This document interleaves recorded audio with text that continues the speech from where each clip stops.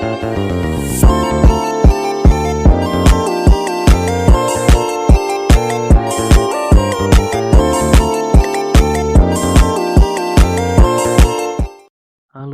perkenalkan nama saya Irsantianus Non, biasa disapa Non. Saya mahasiswa dari Unika Santo Paulus Ruteng dari program studi pendidikan guru sekolah dasar. Pada kesempatan ini saya akan membahas materi mengenai cara perkembangbiakan pada hewan dan tumbuhan.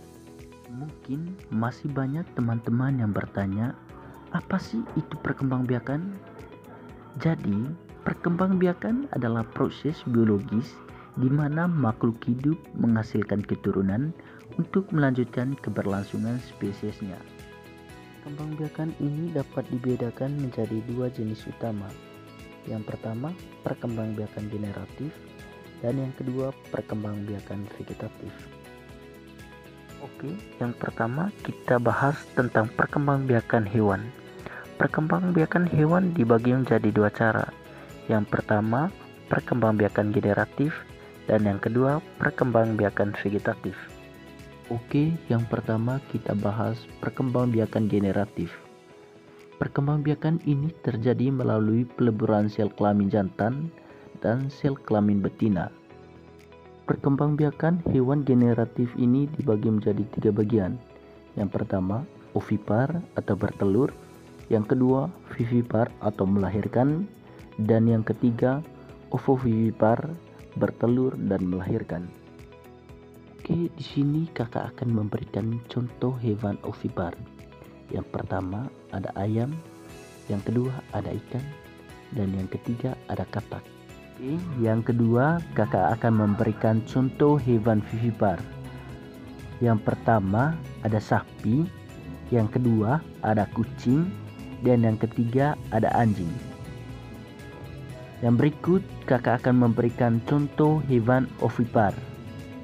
Yang pertama ada ikan hiu putih, yang kedua ada ular boa, dan yang ketiga ada kadal air. Oke teman-teman, yang kedua kita bahas perkembangbiakan vegetatif atau tak kawin.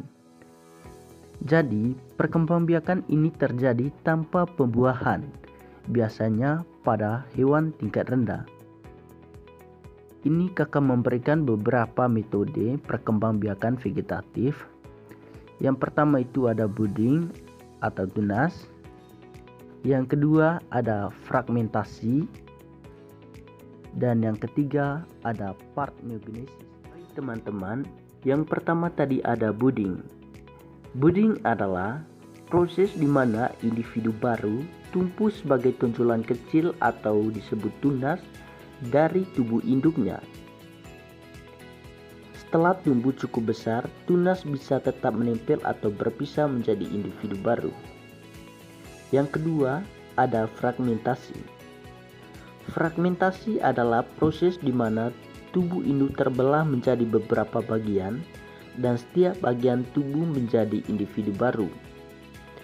Dan yang ketiga teman-teman ada partenogenesis.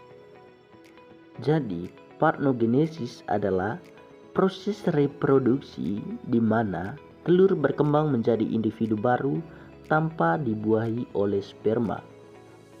Baik, di sini kakak akan memberikan contoh hewan berkembang biak dengan tunas. Yang pertama ada hidra, dan yang kedua ada anemon laut. Yang berikut kakak akan memberikan contoh hewan berkembang biak dengan fragmentasi. Yang pertama ada cacing pipi, dan yang kedua ada bintang laut. Yang ketiga kakak akan memberikan contoh hewan berkembang biak dengan partenogenesis. Yang pertama itu ada lebah, dan yang kedua ada semut. Baik, tadi kakak sudah membahas materi tentang perkembangbiakan hewan. Sekarang kakak akan membahas materi tentang perkembangbiakan tumbuhan.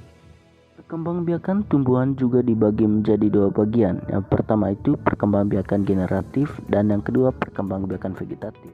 Baik, yang pertama kakak akan membahas perkembangbiakan generatif pada tumbuhan, yang dimana terjadi melalui penyerbukan dan pembuahan. menghasilkan biji yang akan tumbuh menjadi tumbuhan baru. Proses perkembangbiakan generatif, yang pertama itu adanya penyerbukan, yang kedua ada pembuahan, dan yang ketiga ada pembentukan biji, dan yang keempat ada perkecambahan. Baik, kakak akan memberikan contoh tumbuhan yang berkembang biak dengan cara generatif. Yang pertama ada apel, ada mangga, dan ada padi. Berikut kakak kasih contoh tumbuhan yang berkembang biak dengan cara vegetatif alami.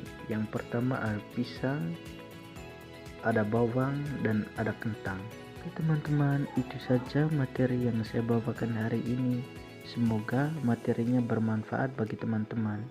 Terima kasih.